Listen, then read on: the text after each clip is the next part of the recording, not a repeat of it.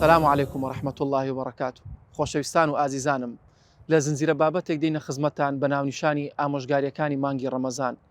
ئێمە لە مانگی ڕەمەزانەوە چی فێرەبین؟ چونکە مانگی ڕەمەزان مانگێکی پیرۆزەکەەوە خوای گەورە هەڵی بژاردە بۆ ئێمە ئیماندار لە ناو 11 مانگەکەی تردا، چونکە ئەم مانگە قورئانی پیرۆزی تێدا هاتۆتە خوارەوە کە خوای گەورە بەخۆی دەفەرمێت شەهر ڕەمەضان الذي أنزل فيه القرآن. وەرە ئەو شەوەی کەوا پیرۆز کردووە کە شەوی لەیلەتول القەدر لە ناو ئەم مانگەدا، بۆیە پێویستە ئەم مانگە بە دەرفەتێک بزانین، بە هەلێک بزانین بۆ ئەوەی خۆمان ئیمانی خۆمان زیاد بکەین. و هەروە ئەو خاڵانێکەوە لە زنجیرە بابەتەکە باسی دەکەین پشتیوان بەخوای گەورە لە ئەڵلقەکانی داهاتوو، پێویستە ئێمە ڕەچای ئەو خاڵانە بکەین کەوا لەم مانگەدا ئەم خاڵانە جێبەجێ بکەین. هەر بۆیە بەسەرهاتێکەیەکەوە دەجێرنەوە کەسێک ڕۆژەشیان لەسەر کەناری دەریا کۆمەڵێک ماسی ڕاو دەکات. یەکێک لە ماسیەکاندا دەبینێت مروارریەکی تێدایە. ئەم مروارێ دەباتە لای زێرینگرەکانی شارەکە، پێیان پیشان دەداتکەوە ئەم مروارێ بە چەند ئەکڕن. وا دیارە زێرینگرەکان و ئەو کەسانێکەوە شارەزای لە زێڕن درێت تااقەتی یا تا توانای کڕینی ئەم مرواریەمان نییە، بەڵکو بیبە بۆ پاشای شارەکە بۆی ئەو بتوانێت لێت بکرێت.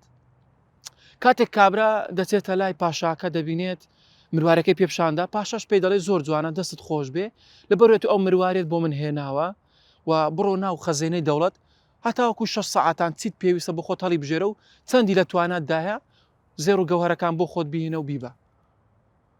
کاتێک کابرا دەچێتە ناو خەزێنەی دەوڵەت و دەبینێت ئەو هەموو زێر و گەوهرە، ئەو هەموو شتە جوانەی پاشایەکە دەبینێت، ساعاتێک دەگەڕێت دەسوڕێت، زۆر ماندی دەبێت، وا دیارە کابرا کۆمەڵێکی لە لای خۆی دادادەنێت.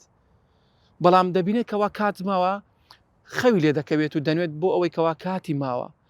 کاتێکەوە خەوی دەکەوێت و چاوی دەکاتەوە دەبینێت پاسەوانی پاشاکە دەیبەنە دەرەوە دڵن کاکە کاتت تەواو بوو، بۆیە هەتاوەکو ئێستا ئەتۆ هیچ لەگەڵ خۆ دەستنیشان نەکردووە، هیچ دیاری نەکردووە، هیچ کارێکرد نەکردووە کەوا لەگەڵ خۆتی ببیتە دەرەوە، بۆیە کابرا هیچی دەست نەکەوت. ئێمە مانگی ڕەمەزان بە دەرفەتی دەزانین، هەروەکو ئەم کەسەمان بالێنێت کەوا هیچ شتێک لە قیامەتدا لەگەڵ خۆماندا نەبین. و ئایا مانگی ڕەمەزان تەنها برسێتیمان بۆ نەمینێتەوە، بەڵکو کۆمەڵێک شت لەگەڵ خۆمانی بین و کۆمەڵێک ئەو کردەوە چاکانێکەوە خوای گەورە دیاری کردو لە مانگەدا ئەنجامی بدەین و باسییان دەکەن لە ئەڵلقەکانی داهاتوو لەگەڵ خۆمانی ببین بۆ ئەوەی کەوا لە قیامەتدا خوای گەورە لە خۆمان ڕازی بکەین و خوای گەورە بە بەهەشتی پانوبەرینمان شاد کات بە دیداری پێشەوای مرۆڤایەتی محەممەد المستەفا صلى الله عليه وسلم شاد کات. السلام عليكم ورحمة الله وبركاته.